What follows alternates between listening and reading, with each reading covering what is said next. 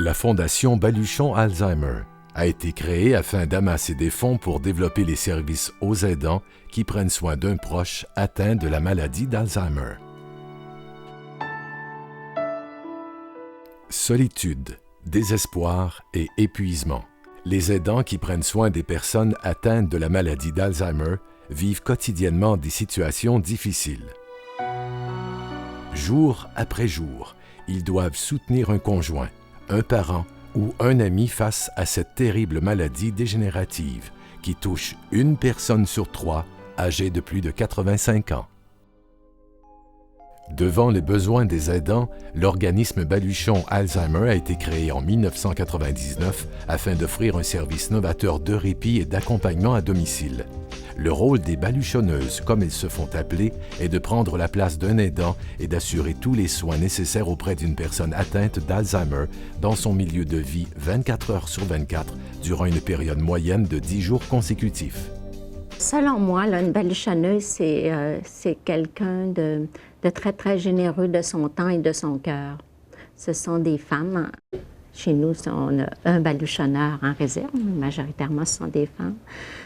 Généreuses de leur temps, généreuses du cœur, qui n'ont aucun préjugé face à la maladie d'Alzheimer, qui voient la personne et non la maladie.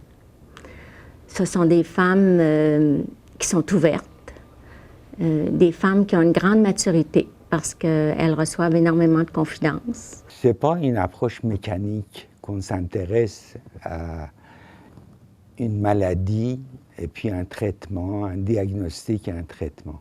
On s'intéresse à l'ensemble de la personne.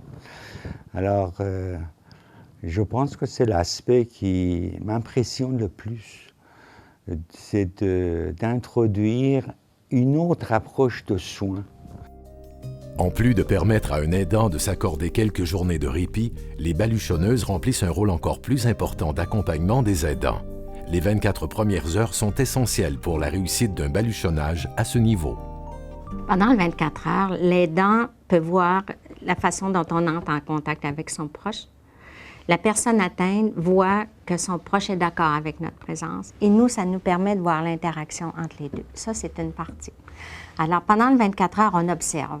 On observe les comportements de la personne, puis on observe son aidant aussi. Après 24 heures, l'aidant part se reposer. Et là, comme je dis toujours aux baluchonneuses, on passe le test.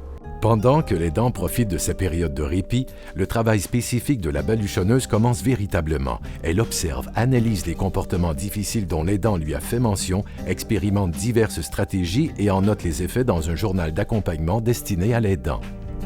Un avantage important du baluchonnage est d'éviter aux aidants d'avoir à déplacer leurs proches dans un autre milieu.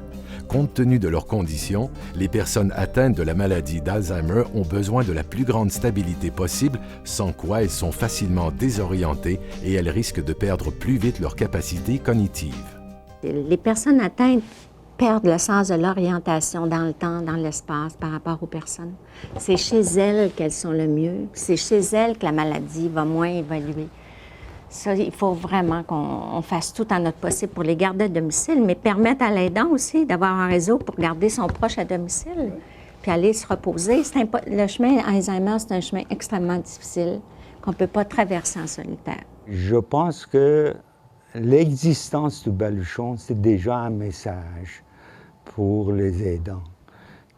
Ça signifie qu'on vous comprend, on sait que c'est complexe. On sait que c'est compliqué d'accompagner une personne atteinte. Le service spécifique offert par Baluchon Alzheimer a pour objectif ultime de permettre aux personnes atteintes de demeurer le plus longtemps possible en milieu familial plutôt que dans un établissement de santé. Avec son service novateur et personnalisé, Baluchon Alzheimer incarne l'humanisation des soins de santé.